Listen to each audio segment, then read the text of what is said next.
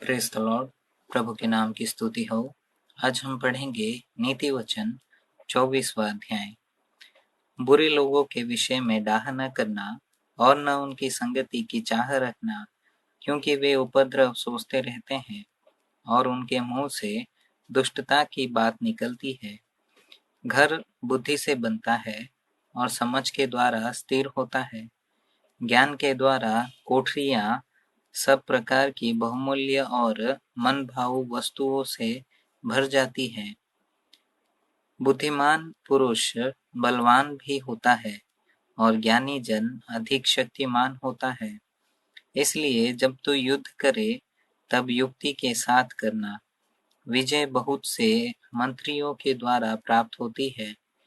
बुद्धि इतने ऊंचे पर है कि मूढ़ उसे पा नहीं सकता और सभा में अपना मुंह खोल नहीं सकता। जो सोच विचार के बुराई करता है उसको लोग दुष्ट कहते हैं। मूर्खता का विचार भी पाप है और ठट्ठा करने वाले से मनुष्य घृणा करते हैं। यदि तू विपत्ति के समय साहस छोड़ दे तो तेरी शक्ति बहुत कम है। जो मार डाले जाने के लिए घसीटे जाते हैं उनको छुड़ा, और जो घात किए जाने को है उन्हें मत पकड़ा। यदि तू कहे कि देख मैं इसको जानता न था, तो क्या मन का जांचने वाला इसे नहीं समझता? और क्या तेरे प्राणों का रक्षक इसे नहीं जानता? और क्या वह हर एक मनुष्य के काम का फल उसे न देगा? हे मेरे पुत्र, तू मधु खा, क्योंकि वह अच्छा है, और मधु का छत्ता भी, क्योंकि वह तेरे मुंह में मीठा लगेगा। इसी रीति बुद्धि भी तुझे वैसी ही मीठी लगेगी। यदि तू उसे पा जाए तो अंत में उसका फल भी मिलेगा और तेरी आशा न टूटेगी।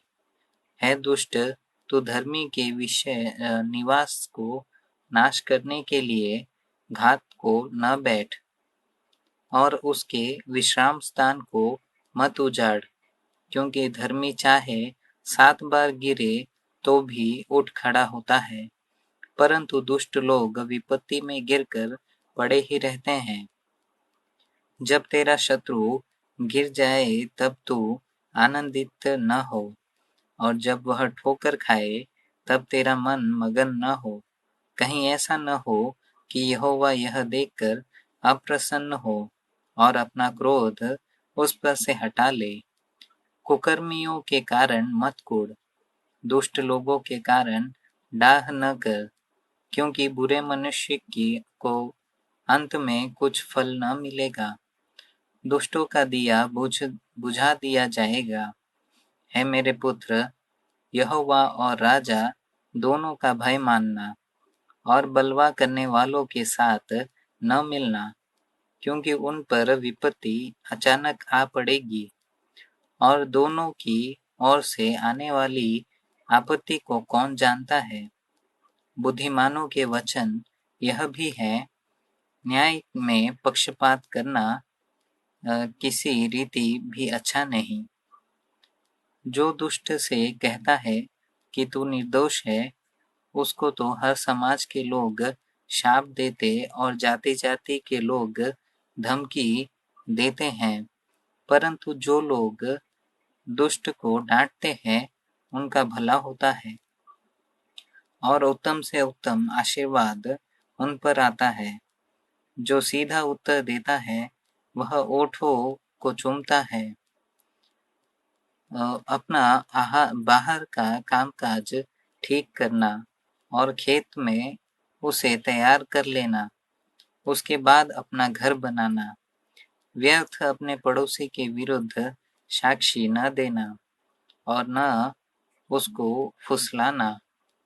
मत कह कि जैसा उसने मेरे साथ किया वैसा ही मैं भी उसके साथ करूँगा और उसको उसके काम के अनुसार पलटा दूँगा। मैं आलसी के खेत के पास में और निर्बुद्धि मनुष्य की दाख की बारी के पास होकर जाता था तो क्या देखा कि वहाँ सब कहीं कटीले पेड़ भर गए हैं और वह बिच्छू पेड़ों से ढप गई है और उसके पत्थर का बाड़ा गिर गया है। तब मैंने देखा और उस पर ध्यानपूर्वक विचार किया। हाँ, मैंने देखकर शिक्षा प्राप्त की। छोटी सी नींद, एक और झपकी, थोड़ी देर हाथ पर हाथ रख के और लेटे रहना, तब तेरा कंगालपन डाकू की नाई और तेरी घटी हथियारबंद के समान आ पड़ेगी।